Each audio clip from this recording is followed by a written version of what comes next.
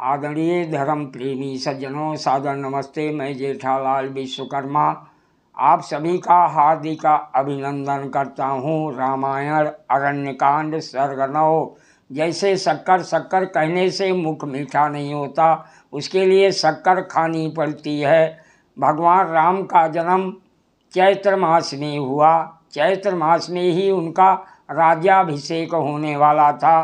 चैत्र मास में ही वह वनवास को गए। चैत्र मास अमावस्या को रावण का वध किया।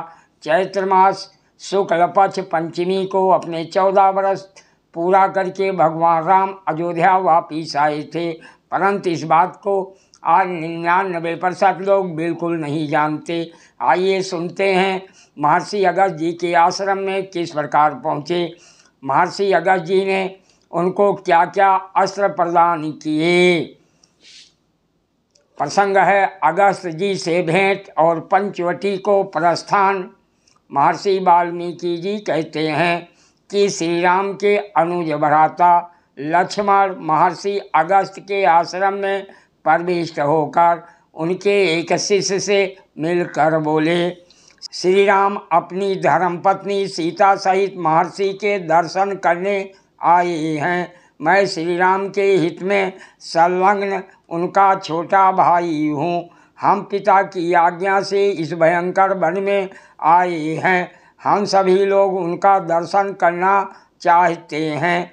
आप भगवान अगस्त्य को हमारे आगमन की सूचना दीजिए। लक्ष्मण जी की बात सुनकर वो शिष्य बहुत अच्छा ऐसा कहकर महर्षि अगस्त्य से निवेदन करने के लिए अग्निशाला में प्रविष्ट हुआ। उस शिष्य ने यज्ञशाला में प्रविष्ट होकर हाथ जोड़कर ज्ञान संपन्न मुनि श्रेष्ठ महर्षि अगस्त्य जी से श्री राम के आगमन का समाचार कहा।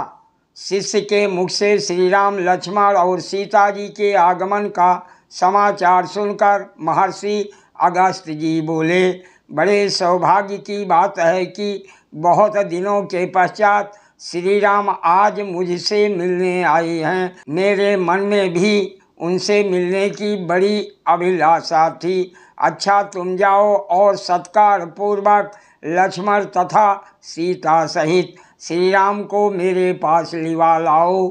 तुम उन्हें पहले मेरे पास क्यों नहीं लिवा लाए। तब वो शिष्य शीघ्रता से बाहर निकला और द्वार पर जाकर यथा विधि उन सब का सत्कार कर उन्हें आश्रम में ले गया। आश्रम में प्रविष्ट होकर महाबाहु श्री राम ने सूर्य के समान दैदीप्यमान ऋषि के चरणों को छूकर उन्हें प्रणाम किया। महर्षि अगस्त्य जी ने श्री राम को अतिथि मानकर उनका स्वागत किया। उन्हें बैठने के लिए आसन और पैर धोने के लिए जल दिया। तदंतर उनकी कुशल क्षेम पूछकर कहा कि बैठिए।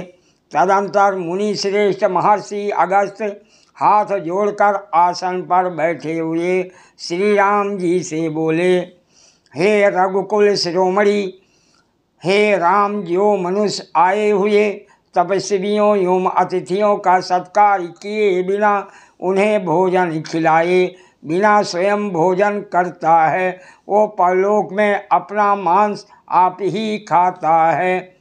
आप तो भूमंडल के राजा, धर्मशील और महारथी हैं तथा विशिष्ट एवं प्रिय अतिथि के रूप में मेरे यहाँ आए हैं। ऐसा कहकर फल मूल पुष्प तथा अन्य पदार्थों के द्वारा अपनी इच्छा अनुसार श्री राम का आतिथ्य कर महर्षि अगस्त्य जी उनसे कहने लगे, हे पुरुष सिंह, विश्वकर्मा जी द्वारा निर्मित स्वर्ण और रत्नों से विभूषित ये दिव्य तथा विशाल वैष्णव नामक धनुष है। ये सूर्य के समान दैदीप्यमान और अमोघ अर्थात जो कभी खाली ना जाए बाण है, जो ब्रह्मा जी ने मुझे दिया था। और ये देवराज इंद्र द्वारा प्रदत्त तर्कस है, जिनके बाण कभी समाप्त नहीं होते। इन तरकसों में अग्नि के समान ज्वाला वमन करने वाले तीव्र बाण भरे हुए हैं। ये स्वर्ण से विभूषित तलवार है, जिसका म्यान भी सोने का बना हुआ है। हे सम्मान योग्य राम, इस धनुष, तरकस, बाण तथा तलवार को संग्राम में अपनी विजय के लिए ऐसे ही धारण करो जैसे देवराज इंद्र ने वज्र को धारण किया था। उन अस्त्र शस्त्रों को ग्रहण कर श्री राम ने महामुनि अगस्त्य जी से कहा, मैं अपने को धन्य एवं अनुगृहीत समझता हूँ कि आप मुझसे संतुष्ट हैं। हे प्रभु, अब आप मुझे कोई ऐसा स्थान बताइए जहाँ जल का कष्ट ना हो, जो हरे भरे वृक्षों से युक्त हो, जहाँ आश्रम बनाकर मैं सुखपूर्वक रह सकूं। श्री राम जी के वचनों को सुनकर धर्मात्मा मुनि श्रेष्ठ महर्षि अगस्त्य जी थोड़ी देर सोचकर यह सुनिश्चित वचन बोले, हे तात, यहाँ से 2 योजन की दूरी पर अनेक प्रकार के फल फूलों से युक्त, जलाशयों से परिपूर्ण और मृगों से सेवित पंचवटी नाम का प्रसिद्ध स्थान है। तुम लक्ष्मण सहित वहाँ जाओ और वहाँ आश्रम निर्मित कर अपने पिता के वचन का यथाविधि पालन करते हुए वहाँ सुखपूर्वक निवास करो।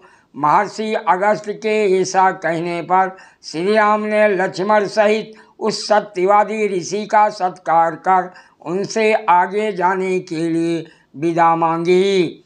महर्षि अगस्त्य जी की अनुमति प्राप्त कर दोनों राजकुमारों ने ऋषि के चरणों में प्रणाम किया और सीता को साथ ले वह पंचवटी की ओर प्रस्थानित हुए। सादर प्रणाम। जय सिया राम जी की।